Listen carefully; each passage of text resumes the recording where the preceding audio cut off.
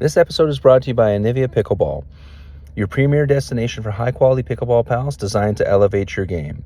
At Anivia, they are committed to providing players across Canada with innovative, performance-driven pickleball paddles crafted for durability, precision, and ease of play. Irene and myself are currently using their Gen 3 Pro paddle, and if you head over to anivia.com and enter the code AGorman15, you get 15% off your order. That's AGorman15 at anivia.com. All right, on with the show.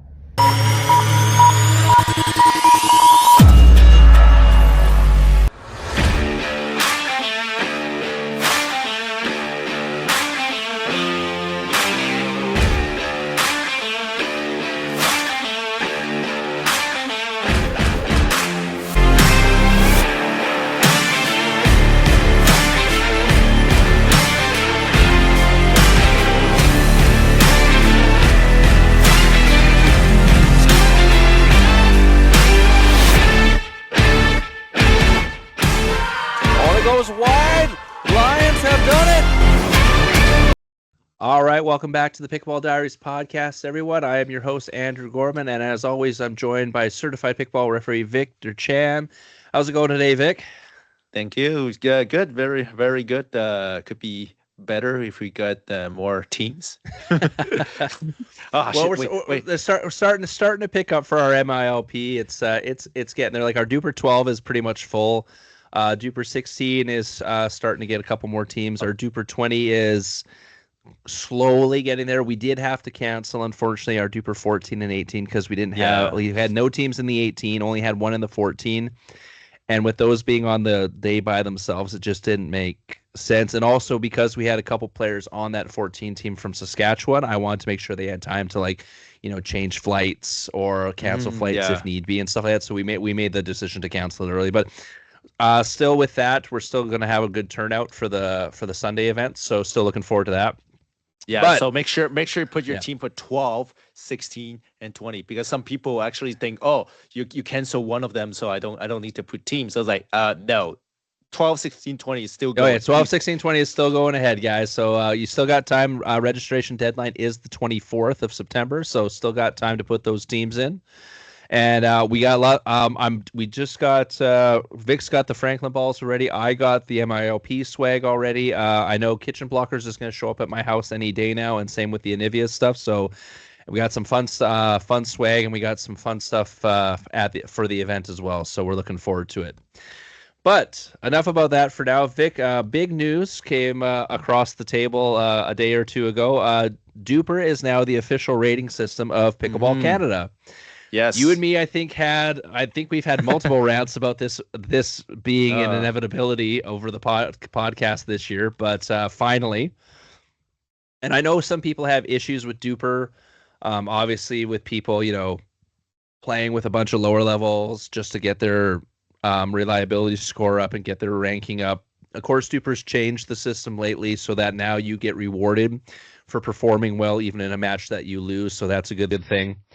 But honestly, there is some questions that still haven't been answered yet when it comes to tournaments in Canada. But the big thing is this is going to eliminate a crap ton of sandbagging. It's basically almost impossible to sandbag now, unless you're not properly rated yet on DUPR. Yeah, because I know someone mentioned to me that someone who played 3.5 at nationals, you looked at their DUPR and they were like a 4.4 or something like that, but it was because their CTPR was at 3.5. Yeah, right. Exactly, so and it can solve, I think, most of that problem, right? Remember, we have that talk. There's not enough sanctioned tournaments in Canada in any way due to just nature of weather and the amount of facility that we have compared to the States, right? And just those people got the those people basically play in the States for probably 6 months of the year because there's snowbirds or whatever. There are more tournaments down there. Well, they can't. There's no way that CTPR is gonna get updated, right? So all their tournaments gonna get updated on DUPR only. So there is a lot of those players they started 3-0, but by the end of the other year, they are now maybe 4-0-ish. So when they play during that winter months, January, February, March, April, they probably improved their game enough to make it to the 4-0. So, and then when they show up back in Canada again, damn it, I'm still have to play a 3-0 tournament while I'm already at 4-0. That really sucks for them, and they don't really want to send back, but just like the system doesn't allow them to play at their level. That's obviously one problem. Second problem, you already mentioned, you basically virtually eliminate the sandbagging, because with the new algorithm, like if you're, let's say, a 4-0, you're trying to play a 3-5 tournament, well, you basically have to win every match 11-0. Otherwise, your DUPR is going to go down. Yeah, exactly. So you have zero incentive kind of wanting to play in a 3-5 or a 3-5 tournament if your CTPR is a 3-5, let's say. So that therefore you always want to play a tournaments like 4-0, 4.5, which will give you a better competition of the things. Those are the good things. What do you think about the bad thing that could happen? Well, obviously, like as we were saying, there are people who still kind of manipulate DUPR because it is technically semi easy to manipulate, where you're playing with the same like 5 guys like all the time, and just to keep your DUPR ranking up. But realistically now, like this, yes, that's been an issue, but honestly, with the new version of the algorithm, that has also helped negate some of that, especially if you go to tournaments after doing that, because then when you get spanked by someone who has just been doing a regular DUPR, say like you or me, and then we go play against someone who says that they're a 5.2 100% reliability score, but they've inflated it. Well, we're going to go up really high if we beat them, and then they're going to drop really quick. Like, yeah, we said right away when DUPR changed the algorithm that it's going to take a year-ish, I think I even said a year and a half for everything to kind of balance out, where you've had people who have been technically, like they've said, oh yeah, I'm a 5.5, where realistically, because everything's been inflated on DUPR a little bit, realistically they're more like a 5.1 or even like a 4.9. And it's just going to take time, depending on how many tournaments they go to and how many rated games they play, for that to balance out. Like you and me, like I think because we're both sitting at like what a 4. You're like a 4.8, Vic, or 4. 4.7. 4.7. Yeah, I think you and me, and Irene are all like 4.7, and there's only like a couple like secondary decimals having apart with us, right? But like. So like because we went to tournaments, we've been like all the 3 of us have gone to tournaments and we played in our appropriate categories. Our DUPR score is probably more realistic, where there's some people, like we said, been playing with a group of friends in rec, but entering everything in DUPR, and that it says they're like a 5.2. Whereas realistically, they're probably maybe a 4 or 5 at best, right? And until they start going to tournaments and that gets fixed, that's still going to be an issue for a little bit, but it's more so an issue now. Whereas, okay, if you want to keep that high DUPR score, you better start performing. Yeah. Now, the only thing, the one thing that I can, and we don't know because there hasn't been enough information released from Pickleball Canada, because I have read all of their releases. In regards to sanctioned tournaments with Canada, the sanctioned tournaments, for those of you who weren't aware, that used to be the only way you could get your CTPR rating up, right? Now with DUPR taking over, CTPR has basically become redundant. So they announced that if you've already made a sanctioned tournament, the CTPR system can still be used, but you do have to enter everything into DUPR as well. Starting anything new now, though, is not going to use CTPR. It's just going to use DUPR ratings, right? So now the one question a lot of people are having is, okay, well, how now do we differentiate sanctioned tournaments and non-sanctioned tournaments?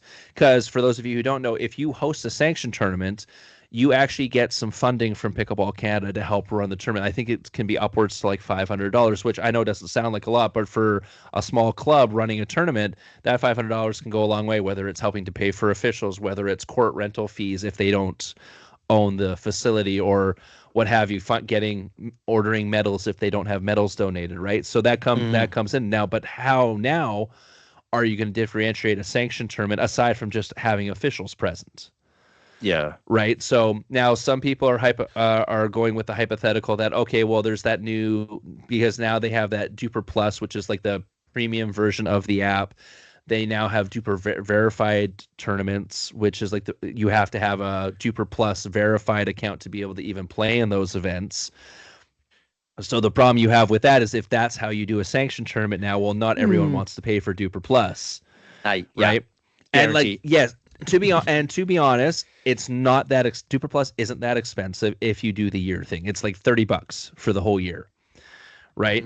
As for someone who goes to tournaments on a regular basis like me, realistically, I'm probably going to end up getting it eventually. Not right now, but because I still want to see what they're going to do, and because we live in Canada and there's not as many, like we said, tournaments.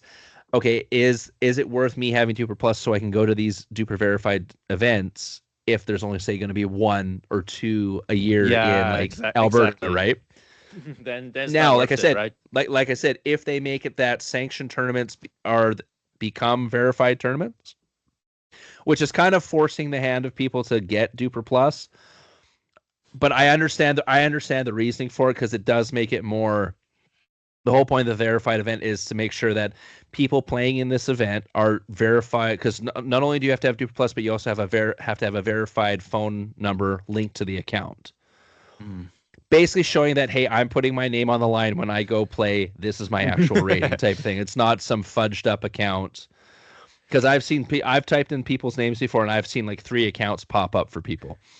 Yeah, right? That's not. And I know DUPR's slowly trying to get rid. Yeah, I know they try to. DUPR's trying to get rid of that, but it's hard to weed through that many thousands upon thousands of people, right? To find every fudged account.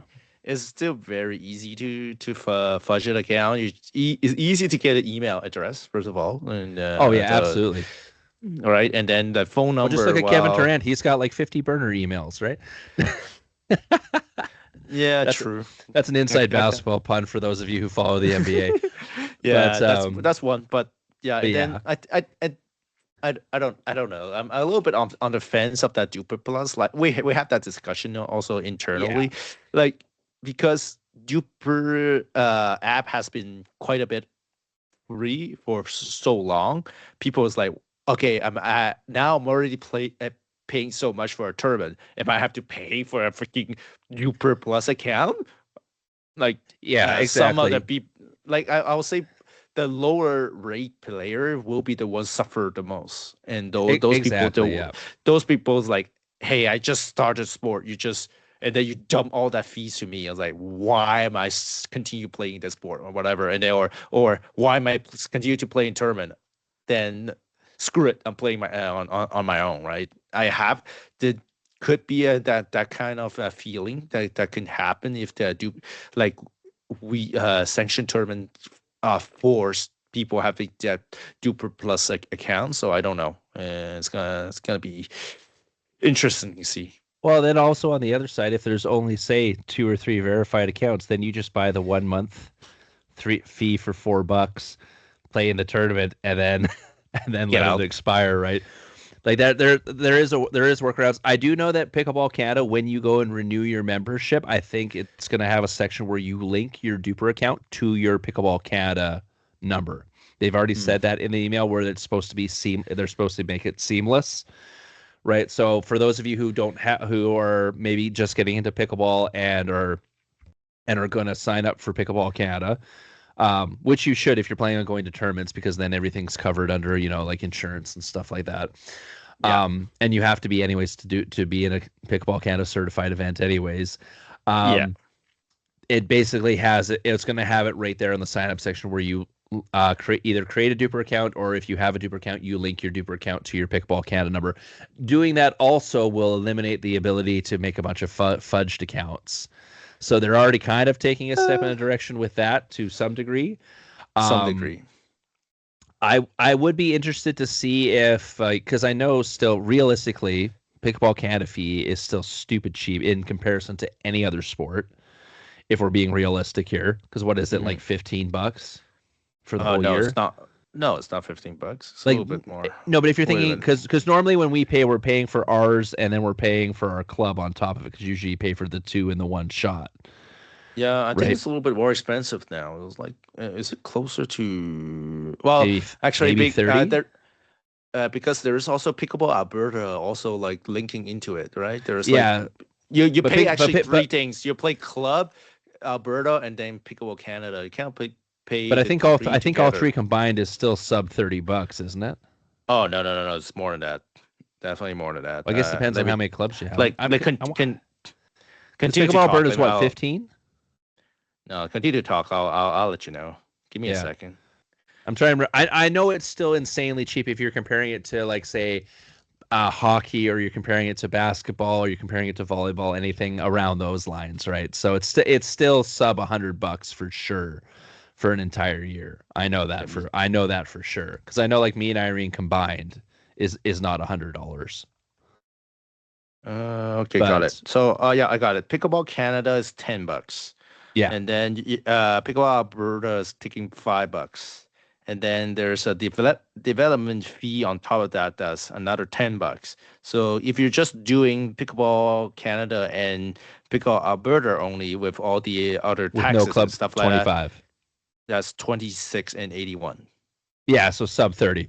Sub 30, Yeah, and you're if you right. if you join a club, then maybe just sub 40, because even club, like, being actually, usually if you're part of Pickleball Alberta and Oh you sign up for a club. no! If you're signed for a club, it's more expensive, like No, St. but Albert, like no, well, even for Pickland here, Parker Head. even for our club, but with the club fee, a lot of times you're paying also for the court rentals ahead of time. Yeah, Like, that you're not, kind of but counting. if you're just talking about, like, just a straight up membership fee, it's realistically the club fee would only be like $5-10. But then if you want to, like, go to, like, what the club is renting, like, I know for our club, I think me and Irene combined, I want to say it's like 800 ish, but that's covering all of our fees at the facility that we're playing Okay, at gotcha. for So the entire year.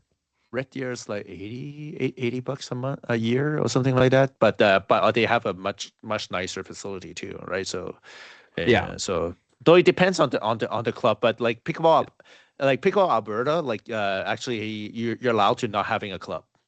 Yeah, you can just be on the digital thing. On the V Club, they call that. Yeah. Yeah, the virtual club. Exactly, right. So yeah, if you're in the middle of nowhere, or if you don't go to a club, or you could even be in Edmonton and not be part of a club and just be a facility member. Yeah. Right. So realistically, so we're looking at $26 for your Pickleball Canada, Pickleball Alberta membership per year. Yeah, per year. Right. So your membership is actually cheaper. Like, so if you did that and weren't part of a club, if you did that, here plus, we go. You see that? The guy that yeah, no, exactly. That's why. No, I but gave so you for that example, number. Vic, so if you do that and then you get DUPR Plus and you do the annual subscription, you're still paying less than $70 Yeah, I know. for the whole year. Wow. Hopefully, that's what. Hopefully, it's $30 Canadian though. Is it Oh $30 yeah, well, Canadian? yeah. I'm not sure yet. I'm not see. sure. We'll Yet. see. It's I don't know. probably I haven't tried to. US. I haven't tried to activate it on my phone yet. I have a feeling it's $30 US. I haven't tried, but I think it's $30 US. Okay, well, you're still sub $100. Yeah, I know. For I'm trying. I'm trying to give you a hard time. See that? No, I know that's fine. You should be, because it is a bit of a money grab. Now I understand why DUPR I can try. Let me try that DUPR Plus. Well, it will give you 7 days free. Yeah, I know, but I can see how much. Yeah, like, so I understand why there's a DUPR Plus. Like, there's the free DUPR, and then there's the DUPR Plus, because you look at any app nowadays, there's always a plus version of the app that gives you more features. Now, the biggest thing with DUPR, until recently, when now that they have these verified events, before then, DUPR Plus, unless you were using them going through their thing to buy, like, paddles and buy stuff, DUPR Plus didn't make as much sense to me. But now that there's going to be DUPR verified events where it's requiring people to have a DUPR Plus with a verified account, now getting a DUPR Plus account makes more sense to me. As in Canadian is $42.99. So $42.99, yeah. There you go. So yeah, $42.99 plus the 26. So yeah, you're still sub $80. Per month is $5.49. Yeah. Right. So yeah, so it makes more sense to get the annual then, to be honest. Well, if you're playing multiple tournament, obviously, yes. Yeah. But yeah, so like with the new DUPR verified events, it makes more sense now to get plus. Like I didn't understand the reason to get plus before, unless you were someone who would buy your paddles and stuff through DUPR and getting that extra discount that they provide when you have DUPR plus. Now that there's verified events, now it makes more sense to get it. You know what I mean? Definitely. And like I said, if verified events become sanctioned, like we said before, I want to make this very, very clear right now. This is all hypothetical, guys. This has not been confirmed. I'm just spitballing here because we haven't heard from Pickleball Canada yet what is going to happen with sanctioned tournaments now. Yeah. Because there has to be something that differentiates them aside from just having officials at the event. Right. And like I said, DUPR verified makes a lot of sense because those events, the games have more weight. They're considered more accurate. Yeah. Then even, for example, if you entered in under a club event. Yeah, like or a club DUPR or whatever. Yeah, exactly, right. So it makes the games worth more. So that way, say for example, me and Vic go into a men's tournament in a verified, and we take out a team of 2 guys that are rated 5.3. We will go up higher, and they will drop lower in that event because it's considered more accurate. Whereas if we were to play those guys, just say at the Pickleball Hub, and they got entered in under the Pickleball Hub account, or the club, the digital DUPR club. We wouldn't go up as high. They wouldn't drop as low.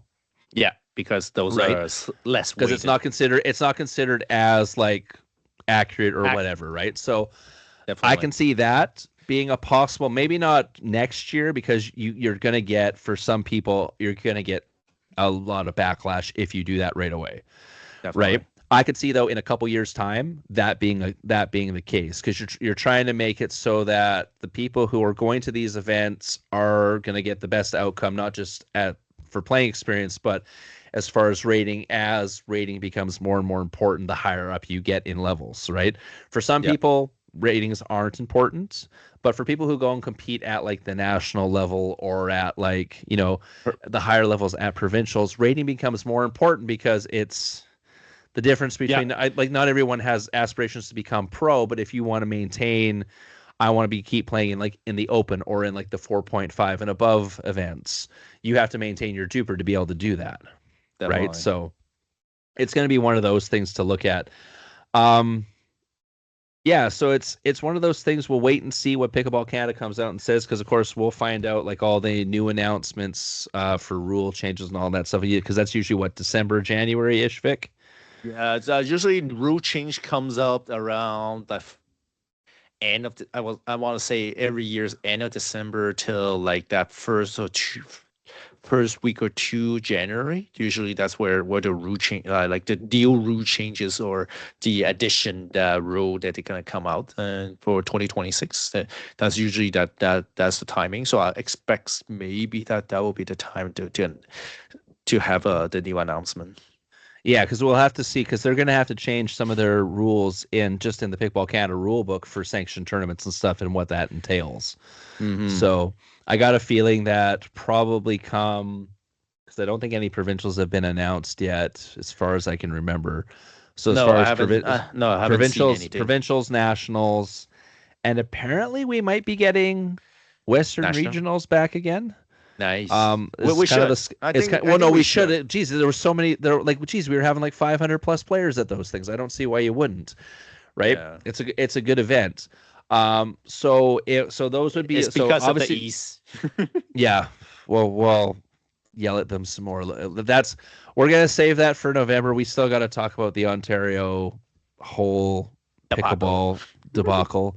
That was that, and that, so guys, because even though there's not going to be a lot of tournaments come November, December, aside from the MLP Nationals in the States, which will be in December, there will be lots to talk about over this past year of I hate using the word politics for this, but politics between players and governing bodies and clubs and crap like that. There's so much of that happened over this past year in almost every province. It's been ridiculous, but we'll kind of go into our own little spiel about how that's total crap anyways. But yeah, going back to like understanding that there will be a bit of backlash with the DUPR Plus stuff. We have to remember that pickleball is still in what we would consider infancy for being a like highly respected sport. Like we literally just this year got approved by Canada Sport to get funding and stuff for events. Yeah, which hopefully makes which hopefully makes provincials and nationals better because it's more funding for them to possibly be able to get to run better tournaments. But if you compare pickleball to literally any other sport that has a nationals in Canada, so basketball, volleyball, lacrosse, soccer, hockey, like anything like freaking badminton and Padel just had their Canadian nationals I think this weekend. Oh, nice. at Court X, right, in Oakville, right? So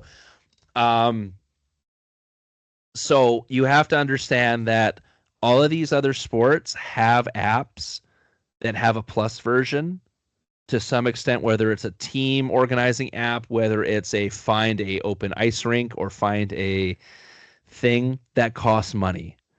Yeah. It is part of the process of this becoming a more well-rounded, well-respected sport. And that's actually, yes, DUPR right now is a privatized company and stuff like that. But the more money they get, the more money they're able to put into organizations that they work with. So, for example, DUPR signing with Canada, there's probably money coming into Pickleball Canada because of this. Yeah. Now, for sure. Then all of a sudden, if DUPR all of a sudden they look at their annual report next year and it's like, oh hey, DUPR Plus just shot up like 70% in Canada. Like there might not be something in the contract, but then you can tell that because of that, especially if they're smart, which DUPR appears to be when it comes to sponsoring stuff. They're going to be more willing to sponsor more events in Canada, not just nationals or like Pickleball Canada as a whole, but maybe like Alberta provincials or maybe like an MiLP event.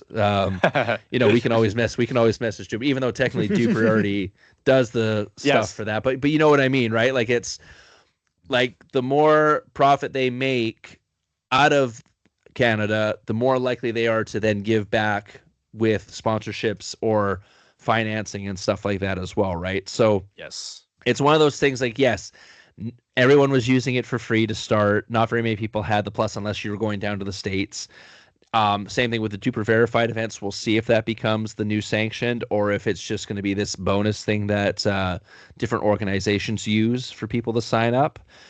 But it's going to be one of those things, maybe not next year, but probably the year after, that it's going to be a regular to have a subscription to DUPR Plus to go to pickleball tournaments, or at least if you're one of those people who is a tournament goer who cares about your rating to make sure that you're in the proper divisions and stuff like that, it's going to eventually get there. Yes, is there some bugs and some issues to work out with right now? Of course there is, and we said that right away, especially even when DUPR changed the algorithm to that way you got awarded for performance, because then people are like, well, now I don't want to go to tournaments and play against lower level players because I'm going to drop down. I'm like, well, then you need to perform.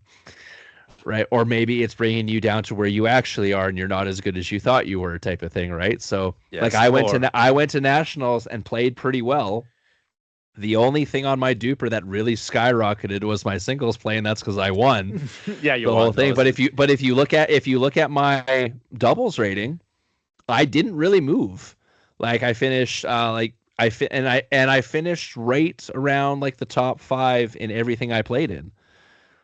But like I think I started at 4.6 something and I finished with a 4.733 or whatever it was. Okay. Right. Yeah. And I performed well against high rated teams and went up. I lost to some teams where originally looking at the DUPR thing, either we were even or I shouldn't have lost to, type of things like that. So like I'm probably sitting roughly right where I should be right now. Right. At least on a performance side of things, where there was other ones where you saw people drop a lot because, oh, hey, yeah, we were just playing with our buddies or with our club. Maybe I should have been in the lower division, right? Or at least the younger, or I should have moved younger up to the division.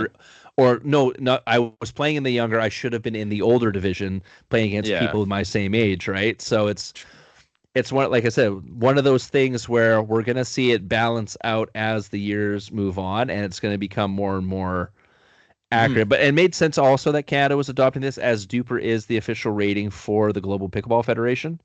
Yeah. Or from 90% of the countries that are in the Global Pickleball Federation. So if we're trying, once again, going back to trying to get pickleball into the Olympics, you have to have a worldwide rating system that everyone abides by. Yeah. Uniform rating system that everyone abides by. One federation or one organization that everyone falls under. Yeah. That can do tournaments and stuff. So we're getting closer and closer to that with everybody adopting that. Right. So, yes. Is there some negatives? Yes. Is there some positives? Yes. It's going to be a mixed bag until everything gets sorted. But once again, I've said this when it comes to like facilities. If a privatized company has already put in the money to do all the work to get this algorithm up and running, we might as well take advantage. Yeah. Yeah. Definitely. I agree. Agree in this sense. But anyway, we'll see how Pickleball Canada is gonna adopt it. I still feel everything is gonna go DUPR plus, there will be a good bunch of people say F it. Oh yeah. The people who are the more casual, especially casual, like they'll go to one tournament or whatever. Like it was okay, I'll go to one tournament or two tournaments a year, type of thing. If those tournaments end up becoming a DUPR verified and they have to get DUPR plus, they'll probably say, no, screw that. I'm not spending any more money. I'm already spending like $100 to go to this tournament. So I'm not going to do it. Right. Now, Pickleball Canada does have a thing in there right now, is if you don't want to have a DUPR rating or a hook up to DUPR, you'll be marked as a non-rated player. Now, I don't know if there's any repercussions for that when it comes to sanctioned tournaments. Like we said, depending on what they do with sanctions. Depending on what they end up doing with sanctioned tournaments, right? So, but I do like the fact that now that it's DUPR for everything in Canada, if you go to a tournament at EPC or if you go to a tournament down in Red Deer or whatever, or you go to this other tournament, all of those come into play as what your actual rating should be. It's not just the 3 or 4 sanctioned tournaments that are the only thing that's going to bump up your rating. Yeah, right. Everything now, and like we said, every tournament, yes, you can move up or down, but obviously, depending on the tournament, it's going to have a different validity on how much you go up, right? And that might be the only thing they do. They might not do a DUPR verify event, but they'll say, okay, if it's level, because is it level 1 is the highest or level 3 is the highest? I can never remember with sanctioned. I think it's level 1 is the highest. Level 3 is the lowest. Okay, so say if it's a level 3, it's only considered like, I don't know, worth 30% or whatever. I don't know what I don't know what they use in the algorithm to make a tournament worth more or whatever. But if we just go percents, okay, a level 1 is 30, a level 2 is 50, a level 3 is, or sorry, a level 3 is 30, a level 2 is 50, a level 1 is like 100% validity for how much you'll go up and down type of deal, right? So either way, like we'll see what Pickleball Canada comes out with over the course of the coming winter and the new year, with how it's going to work with, like we said, sanctioned tournaments is the biggest question right now. With that's going to be on people's mind with that, but they're recommending that clubs adopt it. I know my club already uses DUPR for rated play and stuff like that. I know a bunch of other clubs do like DUPR ladders. A bunch of facilities do DUPR ladders. So if you're in a city, especially where there's facilities, it's not hard to go find DUPR events or little fun DUPR play like ladder leagues and stuff like that to get your rating to where you think it should be. If you have a group, and same thing, like it's questionable. It's questionable to be fun when it's DUPR. There is quite an animosity. I don't know. Well, that's for me. That's fun because that's competitive. If you're in the division you're supposed to be. Sure. And I'm talking about, because they do have ladder leagues where it's like 3.0 to 3.49. They have ones where it's 3.5 to 3.9. Because there's no much for there's not a lot of 4 right now. Yes, that's the one big problem. But that's right now an issue with Alberta, where none of the anybody over like a 4 or a 4.5 wants to do any of them, because it's like, well, I want to keep my rating. But that's why that reliability thing, if you look at some of the people we know, that's why the reliability thing is so low for some of them. Yeah, it's in red. Right.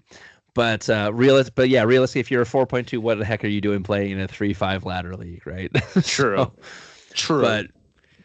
But yeah, like we said, like there is flaws in the system which will eventually hopefully work themselves out, but it'll be interesting. Like we said, it'll be interesting to see what Pickleball Canada comes up with. We're still waiting to hear where nationals are going to be next year. We're still waiting for Alberta provincials next year.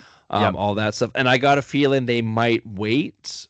Like, I don't know if they I know there's a rumor going around about the possible spot for nationals. I don't know anything about provincials for next year for Alberta, but you might see them wait a tick to see what is going to be the sanctioned ruling with DUPR before you see those announced. They should be announced bare minimum before the end of January would be nice to give people enough time to, if they need to book vacation time and stuff like that. Realistically, I would like to see nationals get to the point where at the current nationals, they announce where next year's nationals is going to be. Is well, what it should be, right? People that's what that's what that's what it should be like. That's promoting, right? Yeah, exactly. Well, that's what they should have done. Like at the when they did that dinner, because I liked the idea of that. Well, not dinner. Sorry, when they did that little kind of social, like get together thing. After the team event, there should have been a slide because they had like a little slideshow showing a bunch of stuff. There should have been a slide. It's like, oh, and just so you guys know, next year in wherever, and then they drop down the graphic to where the next one is announced, right? And then that's that same night. That's when Pickleball Canada posts it and all that stuff. Hey, next year's nationals is going to be here, type of thing, right? Like now, I know sometimes it's hard because right now it's like it's been an issue trying to get nationals in places. One, don't have proper facilities to host it. Two, I know it's a massive financial burden for clubs to take on and stuff, because especially with limited sponsorship dollars. Oh yeah, definitely. Right. So, but like I said, I want it to eventually get to that point. Like, I'm not saying it has to be there next year, but like come say 2027, 2028, I would love 2027 nationals to be like, okay, next year's is going to be in Ontario, or next year is going to be at the Nest in BC or whatever, right? Like, or it's going to be in Spruce Grove, Alberta at their new facility there. Like, it's like something like that, right? But have it so that way, because then you have already the location in place, you have the province in place. Now you have a full year to try and get those sponsorship dollars in. Whereas like this year, I was like, geez, Halifax wasn't even announced until what, like February? Oh, if that. Oh, that was not Halifax. You're talking about Winnipeg. Sorry. Oh no, yeah, Winnipeg wasn't like it was like February or about something, right? February, even March. It's almost like it was like February, March, which is like, okay, cool, but now they only have like 4 or 5 months to try and find fundraising for this national event. Yeah, and some sponsor takes 6 months, right? Yeah, oh yeah, like there's some sponsors you'll send an email to and they won't get back to you until like 3 months later. Right. Even if you're like a national event. Yep. Right. So it's one of those things where if you already have that locked up before the announcement of the current nationals is over, you can already start prying away at companies saying, hey, we're hosting the nationals next year. Like, let's just throw out, for example, the Nest that Steve Deacon and them are opening in just south of Richmond there. Like, for example, if they knew like when nationals was going on that would be the location, they could literally be going to not just local businesses around that area. Hey guys, we're going to be hosting nationals next year, so you're going to have an influx of like 700 plus athletes coming in. Yeah. Right. So it's like, do you guys want to sponsor? Do you guys want to give us like, coupons or something to give to the athletes or anything remotely? Like, especially if you're in a city that has like another big sports team, like you got the Canucks, you have the Whitecaps, you have Lions. Oh my God, I'm blanking on the football team. BC Lions. Thank you. Like, you could even reach out to them and say, hey, and we already know that they play pickleball because they did that fundraiser earlier this year. Yeah, I remember that. Right? With the Owls. Right. Yeah. So we already know. And the same thing, you could reach out if there's a local CNPL team in the area. So reach out to the Owls. Like if it was Alberta, reach out to the Pronghorns. Right. And stuff like that. Right. So it's just one of those things where it's like, and the same thing, even if it's just popping up like a signed jersey for an auction thing. Right. Like every little bit helps. Oh, yeah. Around that. Right. So it's just one of those things. But like you need the time to be able to do it. Like, and me and Vic can say this from experience right now. Like we announced our MiLP event. What was it, like beginning of July?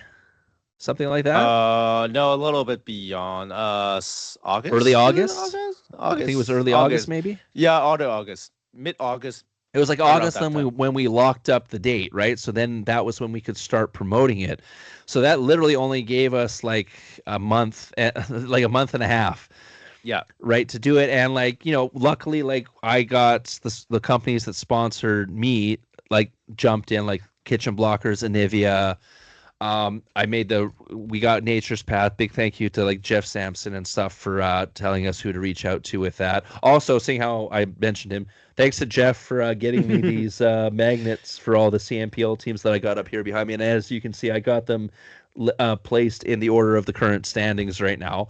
But nice. that was a fundraiser for Team Canada that was at the Court X that they did this. So they had magnets. I got a Team Canada keychain. I got one for you too, Vic. I'm trying to remember where I put it, but I'll make sure I bring that to Edmonton with me. Thank you. Yeah, but yeah, so nice. it's like Anyway, it's like as someone who's been reaching out to companies trying to get some sponsorship stuff just for our little tiny event.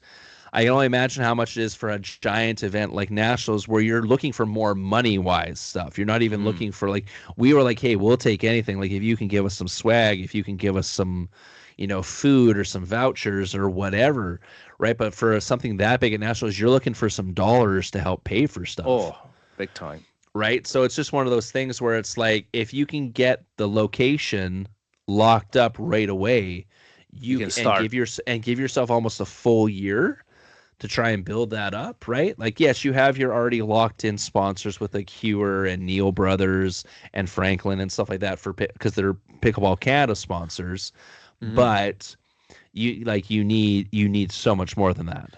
Oh yeah, like right. The more just look at whatever other sports like hockey, like the closest hockey. There's like Tim Hortons. There's like Tim Hortons has hockey locked up. Then you have McDonald's. I know the McDonald's in the States is big for like basketball.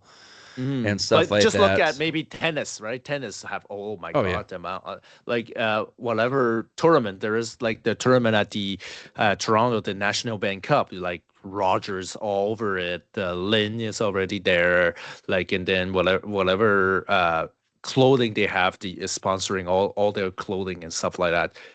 Right, so those are the ones you need to reach out right.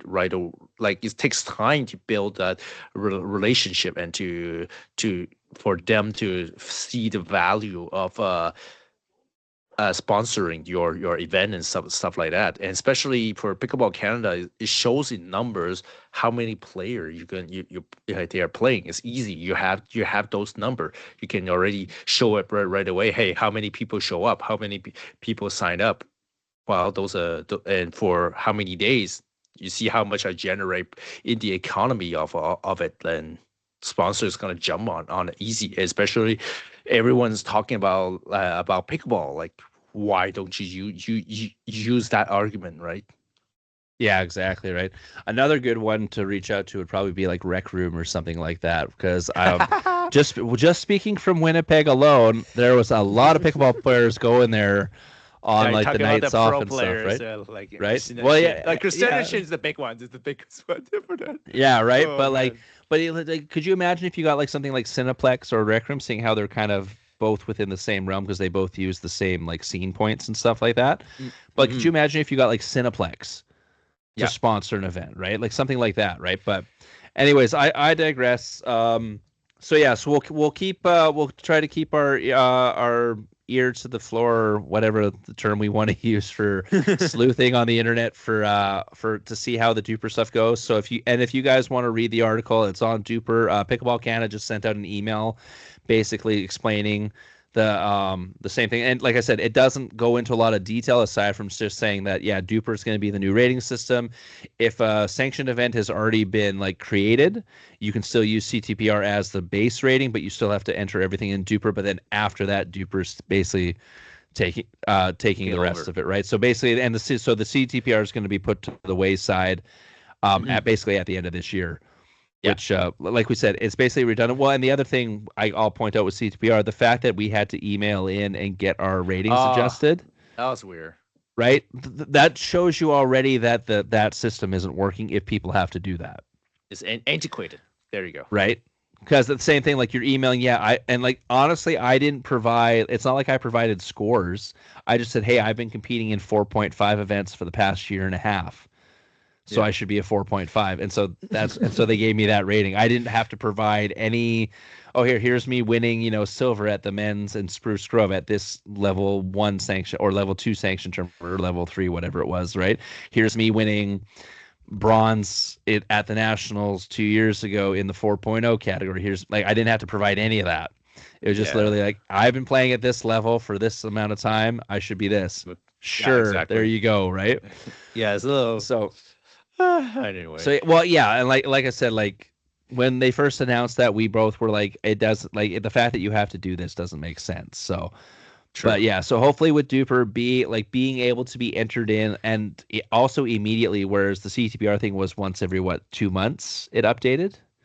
1 to 2 months. It was right. long. So because taking forever. Because I know I would play in a tournament, go up to a 3.7.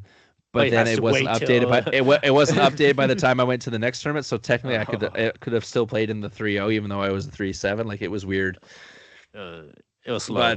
But yeah. So like I said, we'll see how it goes. And we'll keep an eye on it. We do have a very special guest. Now, this interview is a couple months old now, Vic. 2 months. 2 months old, but when Vic was in Montreal, he had the pleasure of talking to, and we'll say it now because he literally swept the podium at nationals. Probably the number one pro player in Canada. Canadian number one male clear favorite. And his resume shows that last year's CMPL champion, currently sitting in first place with Montreal Lions this year. Swept the podium at nationals in every event he played in. So we got Ernesto, Vic's interview with him when Vic was in Montreal. So we'll cut to that. Take it away past Vic. Everyone to the Pickleball Diary. Hi, my name is Victor. You know me already, but most important, you need to see this guy, Ernesto Fajardo, our number one pickleball player in Canada. So obviously I'm lucky. I'm in Montreal, so I'm able to get Ernesto here. Thank you for your time, actually, to have me. It's fun to see you. So always good to see you. So we just came back from I just come out of a lesson from Ernesto. Gave me some tips and tricks because I'm not good enough yet. No, you're doing great. You're doing great. Obviously, but definitely Ernesto. A couple. I will say first question for you. Yeah. Why did you pick pickleball over tennis? Ooh, that's a very deep question to start with. So for me, I would say at the beginning, and I played tennis for a long time, and tennis was my passion. So I was playing tennis almost every single day. But there came a point where I started playing pickleball, and I was playing it just for fun. But once I was able to play some tournaments and try it out, I really fell in love with all the nuances that the sport has in terms of fast hands and really playing against some pro levels. That's what allowed me to really, enjoy the beauty of the game and want to play it so much more. And I remember it was in 2017, international tournament in Plattsburgh, where I got to play against some pros, Rob Cassidy and Sean Williams. Oh, nice. And playing against them, it had things I had never seen before in terms of fast hands, really good dinks, some good dink rallies, Ernie's, ATPs, all these shots that I had never seen before. And I was just intrigued, and I thought it was so much fun. So that's when I decided I wanted to take pickleball more seriously. Awesome, I see. And I feel like that's when I chose pickleball over tennis, even though I still played tennis in university a year later. But at that point, I still knew pickleball was my You're going to be your passion. Yeah. Nice. No, which is a good decision. We can see it now. So far, it's starting to expand so much bigger, right? In the Canadian space, right? Yeah. Compared to the other. So right now, obviously you are the team captain for the Montreal Lions on the CNPL. Yeah. How you're rating your team performance right now? Oh, I think we're doing great so far, and I'm really lucky that. First of all, we have great teammates, especially with Louis Charles, Anne-Sophie, Charles, Emma, and Stevie. I think we're doing great so far. I'm really happy that we could keep 3 of our players from last year, in Anne-Sophie, Lou Charles, and myself, because I think that our base as a team is very, very solid. I think that not only do we get along very well, the 3 of us, we bring some good energy, but also we're solid in all of the events. And I mean by that is men's doubles, women's doubles with Anne-Sophie, mixed doubles with the 3 of us, and then I think we're good singles players as well. So I think it makes us a team that's very hard to beat since we're good at all disciplines. Yep. You know, so I'm really happy with the performance so far. We're 10-2 in the year, so we're currently in first position for the season, and I'm just looking forward to keep this momentum rolling, and hopefully we get it done at the end as well. So hoping to go back to back this year. All right. I think that will be a tougher question. Yeah. Still in the CNPL. Yeah. What makes you? Well, we actually, me and Andrew kind of criticized a little bit at first your team's decision, but it seems like your decision pays off. Yeah. Why you rather have your starter to play all the time rather than having some subs coming in to relieve you? Oh, that's a very good question. So I feel like us playing all the time, not only does it give us more touches and more experience with each other, but also it allows us to always be putting our best teams out there, and also that gives us the best percentage or the best chance to win most of the matches. You see, a lot of the teams that rotate between their subs, I think like they lose a lot of matches sometimes that they shouldn't lose sometimes because their subs are playing. For us, our priority is really trying to win every single match. We're not going out there to experiment or try things out. We want to win. Yeah. You see, and that's something that we had in our mind since we were playing last year, and it helped us in the season and going into playoffs as well, because we already had that experience of playing every match together. And then just doing this year, while doing the same thing this year, I think it's been working really well for us. And you see, we're 10-2 so far, so Yeah, obviously we can see your strategy has been working very well. Even from last year, we're trying to like, oh, why does the Lions does that, and then overall it went very well because you won and you finished first anyway. And now talking about our subs are amazing as well in Emma and Charles. But it gives more reps to everybody, and it's easier to develop momentum. You know, because one thing that's hard is, let's say you go on a match, then you step out for 2-3 matches, then you come back in. It's hard to stay hot. Yeah. You know, when you're playing most matches, yes, sometimes you're going to be tired, but you're going to have the reps and you're going to have that experience. You see, it's hard coming from the bench and just playing one. Yeah, that's true. You know how it is. You know, it's tough to get into that rhythm, especially with CNPL. It's very high energy. It's very fast with rally scoring. So the matches go very, very fast. So that's what I think. It's hard coming in as a sub and playing. You see, if our subs were to play as one of the main players, then that could work perfectly. You know, if they were to play the whole weekend, I think that would be a good strategy as well. But that's kind of the mentality I think that works the best for us. Definitely. One last question for you. Yeah. Me as a 4-5, what would be your best suggestion in order to break through towards that 5.0? Yeah, so as we were looking during the lesson, I think for you, one of the main things is developing a mechanic that's very similar for all your shots to be able to make you more consistent, right? As we looked into it, the more you go into 5-0, 5-5, 6-0, it's all about high percentage shots and being consistent, right? So once you have that and you have very similar shots and similar stroke mechanics for all your shots, it becomes very simple to keep the ball in play, to be consistent. Then what I would say is about developing that kind of pressure on the opponents to make yourself more dangerous. You see, become unpredictable, hide your shots.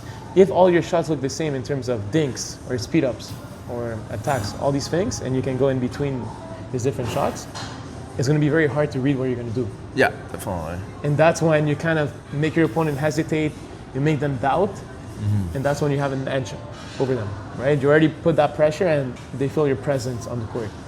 So I think those would be the main things. You see, playing higher percentage, making it easier for yourself to always being consistent and regular, so always staying in front, hitting all those balls in front, and then adding the pressure and your presence to scare your opponents a little bit. Yeah, exactly. And tell them and you're there. So that way, anytime that they mess up, they know that you're gonna finish the point and you're gonna win it. You know? Yeah, definitely. No, that's the tips that he Ernesto gave me this afternoon definitely helped because I was struggling a lot saying either things like thinking why am I stuck in being defensive? Why am I speeding up unnecessarily? Right? Yeah. Those are the things that I was not able to find out until you point out to me. Oh, you need to make your opponent think that you're here. Then you can start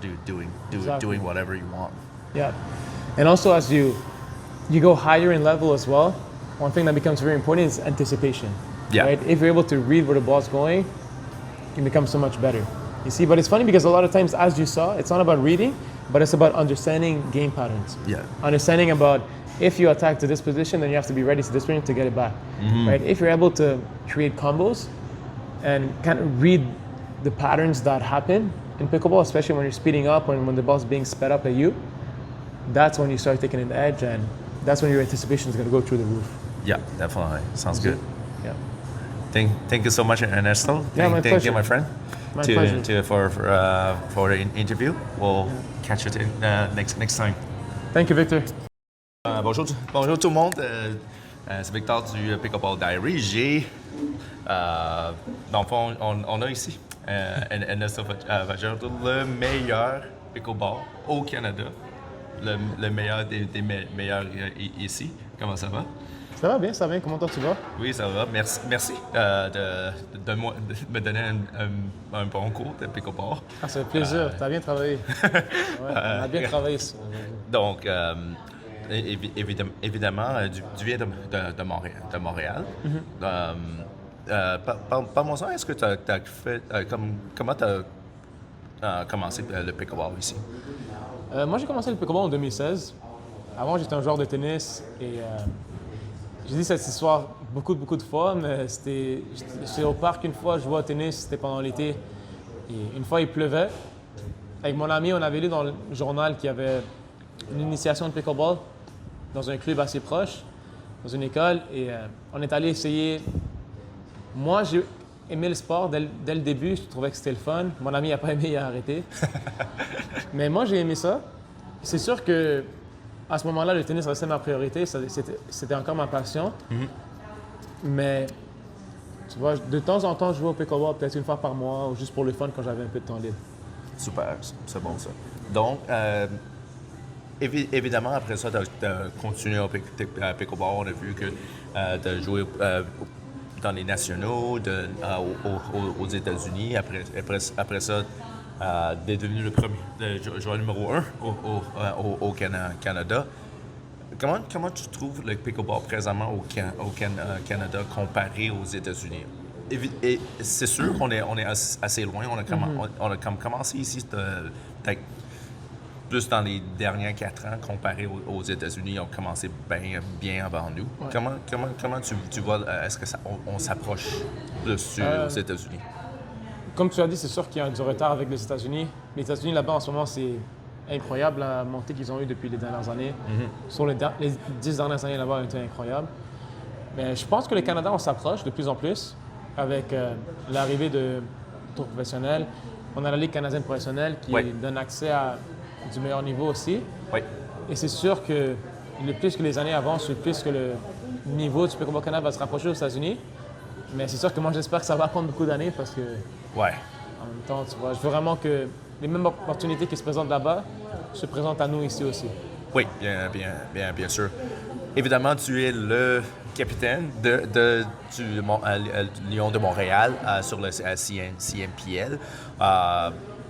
Comment tu as, dans le fond, bâti l'équipe et comment tu as, dans le fond, aussi la gestion de l'équipe aussi?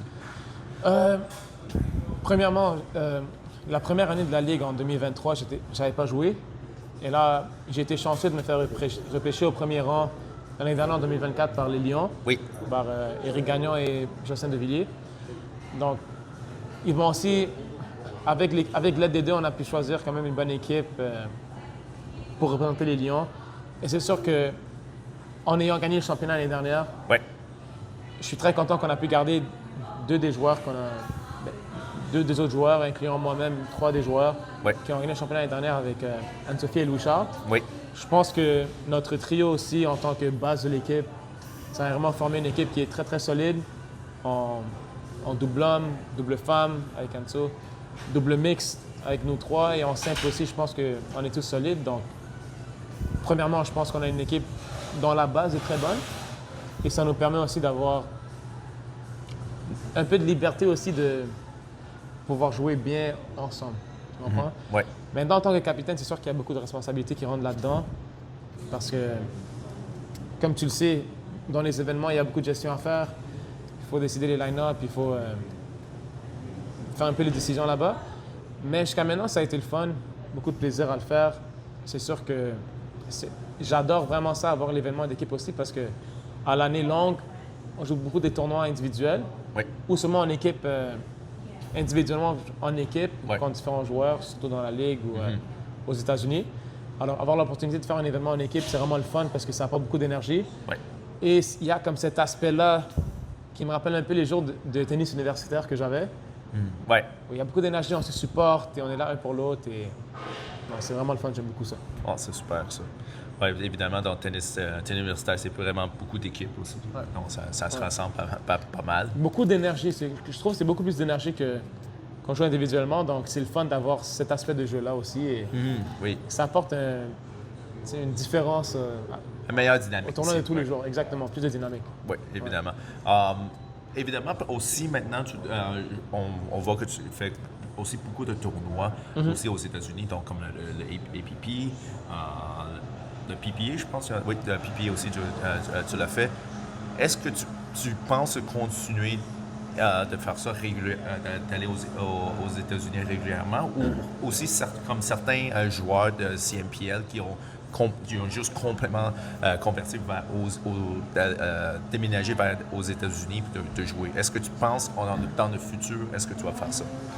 C'est sûr qu'en ce moment, ma priorité, c'est de percer dans le pickleball américain parce que je pense que là-bas, c'est les meilleures opportunités, pour être honnête. Mais je veux quand même continuer à compétitionner ici au Canada et faire les plus gros tournois. Vous voyez, comme tu as demandé, est-ce que mon but, c'est un peu d'aller plus vers là-bas et rester là-bas? Mon but, c'est de compétitionner là-bas et devenir un des meilleurs joueurs aux États-Unis. Mais je veux quand même avoir la liberté de jouer ici au Canada et de pouvoir faire les grands événements ici parce que je pense quand même que c'est important de jouer au Canada, au Québec pour non seulement représenter le sport, mais représenter le pays, Oui. le Canada, et pousser le sport un peu partout. Donc être un ambassadeur pour le sport dans le pays, je pense que ça, c'est une de mes grandes priorités en ce moment aussi. Oh non, ça c'est bien. C'est réponse parfaite. Comment tu dis? Réponse parfaite. Dernière question. Comment tu trouves mon pickleball? Tu veux la réponse honnête ou tu veux que je sois gentil? Tu peux aller honnête. Je pense que les scolaires, ils n'ont pas vraiment. Honnêtement, je pense que c'est dégueulasse. Non, c'est une blague. Non, c'est une blague. OK, là, je sais que je suis pas bon C'est une blague. Non. Honnêtement, je pense que tu joues très bien. Je pense que tu as une bonne base. Je pense que tes fondamentaux sont beaux, ce que je vous ai par là. La technique est belle. Tu as beaucoup de choix, tu as beaucoup d'options. Je pense que, techniquement parlant, tes coups sont très beaux. Merci. Tu vois? Donc, c'est super bien. Et ce que je pense qui est bien dans ton jeu aussi, c'est que tu as beaucoup de place à l'amélioration aussi. Tu vois, en apprenant un peu ce qu'on a travaillé aujourd'hui avec les stratégies, comment mettre un peu plus de pression sur les adversaires, comment tu veux faire ta présence, comment tu veux faire que ta présence se sente plus sur les adversaires, Oui. comment aller prendre plus de balles, la volée, tout ça. En changeant des petits aspects de ton jeu comme ça, tu peux déjà augmenter le niveau et devenir encore plus dangereux. Alors déjà, je pense que tu vas être un bon 4.5. Ouais, DUPR, je suis plus 4.5, même si le DUPR me dit que je suis 5.0. Ah, mais tu sais, DUPR est toujours comme, il met un peu plus haut que ce que c'était posé. Moi, je me sens plus par comme un 4.5 medium. OK, moi je pense que tu es bon 4.5, mais parlons de là. Tu vois, comme je dis, ta technique est belle, tes coups sont beaux, je pense que tu as une belle compréhension du jeu. Mais comme j'ai dit, toutes les petites choses qu'on a travaillées aujourd'hui, je pense que ça peut vraiment te permettre d'arriver au niveau 5.0 et éventuellement au 5.5 tu mets des répétitions et tu comprends bien les aspects. Ouais, merci. Non, mais merci beaucoup, Ernesto, pour me donner un cours personnel. Yes, avec plaisir. J'espère que je suis capable de travailler là-dessus et me s'approcher de peut-être un vrai 5.0. Ah non, ça me fait plaisir. Ouais, non, mais je pense vraiment que tu as le potentiel pour arriver. Comme j'ai dit, il faut juste travailler, faire des répétitions et appliquer les bons concepts. Vous voyez, parce que quand tu arrives à un niveau plus fort, plus que tu montes ton niveau, le plus que ça devient dans comment est-ce que tu peux devenir plus imprévisible, comment est-ce que tu peux cacher tes attaques, comment tu peux cacher tes coups, comment est-ce que tu peux mettre plus de pression sur les autres et en même temps, comment est-ce que tu peux jouer très haut pourcentage et faire le moins d'erreurs possible. Ouais. Parce qu'à la fin de la journée, à tous les niveaux, ça reste un jeu d'erreurs et on ne va pas gagner une game parce qu'on a fait 11 coups parfaits, mais plus parce que les adversaires ont fait plus d'erreurs que nous. Ouais. Donc il faut garder ça en tête et développer notre jeu par rapport à ça. Définitivement. Yes. Merci Ernesto. Merci pour ton temps. Yes, sir, ça fait plaisir, Victor. Awesome. Thank you very much, Ernesto, for taking the time and being very patient with Vic and his his pickleball. Yeah, definitely. He was quite patient. I was like, sometimes like, oh man, am I being boring him to death? Anyway, when we gotta actually what I gonna also do. He gave me almost a 2-hour lesson on the pickleball. I gonna do instead of I was debating how I gonna publish it. Was debating do I do like a 1 hour to bore people to death, or how I'm gonna do it? I actually what I'm gonna do. I'm gonna break it down in 3 separate parts, which he was progressing from one skills to with me to the next skills and the final skills. So that'll be a little bit easier for people to digest rather than watch like an hour and almost like an hour and a half of video. Ernesto teaching a 3-5 at best guy. That's awesome. Yeah, look forward to that. So once again, thanks to Ernesto. For those of you who've never met Ernesto, when you watch him on the pickleball court, he is scary as hell. But he's like the biggest. You don't want him to drive at you. No, but off the pickleball court, he's like the biggest teddy bear in the world. He's an awesome guy to talk to.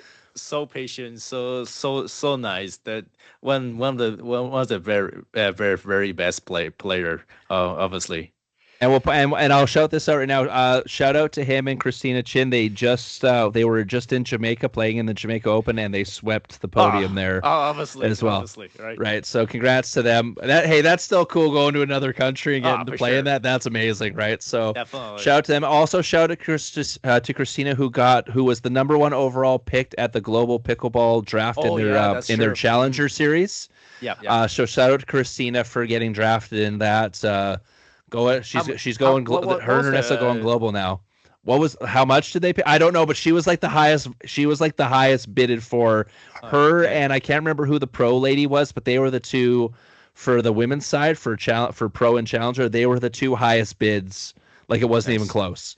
Yeah, and we're talking I saw that it was up too. There in price. Like it was insane how much these guys were bidding.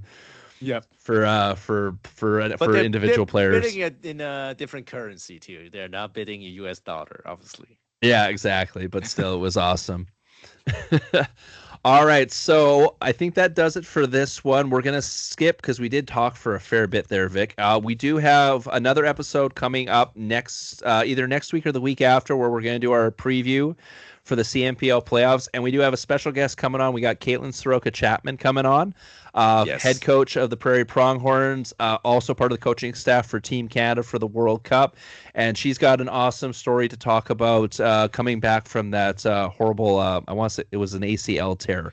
Yeah, it was a long journey for her. Yeah, her long journey back to getting back into playing form. So we are looking forward to that, and we'll see you guys in about a week.